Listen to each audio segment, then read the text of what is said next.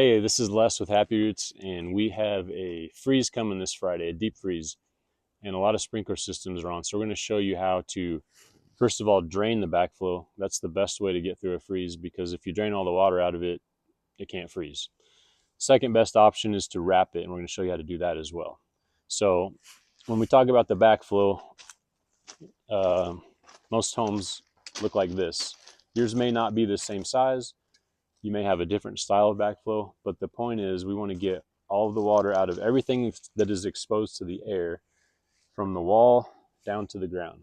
Because anything that's exposed to the air in freezing temperatures like we're going to get Friday, which is like low to mid 20s, most likely something on here is going to freeze and break because it's pressurized with water.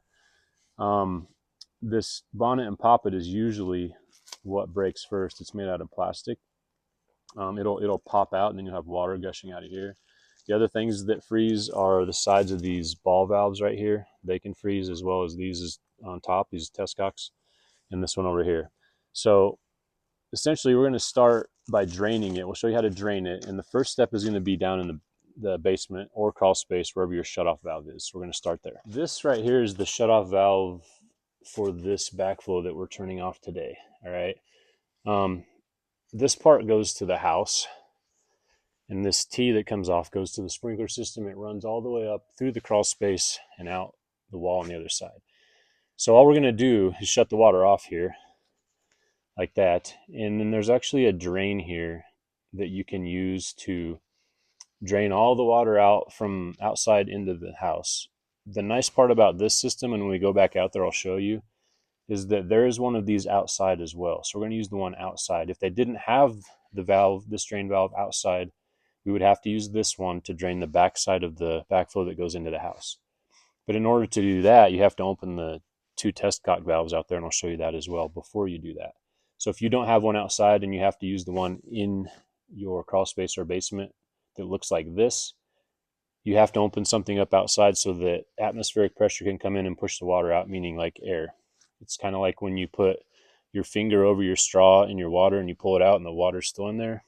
You take your finger away, the water comes out. It's the same concept. So we're going to go outside and do the rest, but if you have to use this, you got to make sure to go out and open those valves first and then come back down and open this drain. Okay, so what we've done so far is we've just turned the water off downstairs. This thing's still full of water. All right, our next step here is to turn these two shut-off ball valves 45 degrees, half on, half off. Same thing with these two test cocks. 45 degree these as well, half open, half shut. Now what we've done is we've allowed air, atmospheric pressure to come in to allow this to drain. And so you have two sides to your backflow. You have the back side that goes into the house, and you have the front side that goes down here to your valves in the ground. So to get the water out of this back side, the valve I just showed you downstairs will do it if you don't have a drain valve out here, but we have one out here, so we're going to use it. And basically this should just be finger tight, and this one is, and you can see the water. It's basically draining this, and it's draining anything inside the house out to this level that's the same level. So this will all be dry once that finishes draining. Now we have the front side to deal with, and basically your pipe is full from here all the way down into your valves, so there's still water in that side. So if you look inside of this valve box, there's a little red handle down there. Can you see that red handle? That's the drain valve for this side. So you're going to want to open that to get the water out of the front side halfway. Just open it halfway. You can hear and see the water coming out now. So what we just did with that one is we drained the water from here down into your valves. Not all drain valves look like that. Some of them have a cross T handle. Some of them are automatic drains that look like a disc. And what those do is when you shut the water off, they drain because it's a check valve. When the water's on, it's closed. When it's off, it releases and drains. And those are just automatic. You don't have to do anything with them. And it looks like a little disc. Then you have the ball valves and you have the gate valves with the cross handle. Those are the three styles. If you can't find a drain in your valve box, you have to find another way to drain the water out. Check another valve box, or maybe take your solenoid off your valve so the water bubbles out that way or something like that. But it's important to leave all of these half open and half shut. Because if you leave them all the way shut or all the way open, notice how that water stopped draining when I shut it? Watch. That's why you have to have stuff open, otherwise water will not drain out. I shut it, the water stops draining. I open it, water drains. So in order to get the water out, you have to have all of this open so that, like I said before, let atmospheric pressure come in to drain the water out. But if you have these ball valves all the way open, they can trap water inside the sides of the ball that's in there and crack.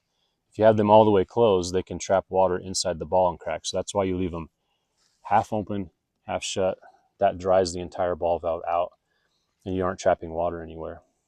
So now, technically, this system, once that stops draining, is drained and winterized for the freeze we have coming Friday, which will be low to mid 20s. This is the best way to prevent a freeze from happening on your backflow. It's the one way you can ensure that it won't freeze. The only thing that can happen in this situation is if you have a shutoff valve in the basement that leaks, saying you shut it off, but it doesn't shut all the way off and it keeps dripping like a leaky faucet, it can fill the system back up to the point where you have this open and drip out, or drip out of here because it's leaking down there. So if you have that situation, it could still freeze. But if that is a situation you'd have to get that basement or crawl space shutoff valve replaced by a plumber. So that's how you drain it.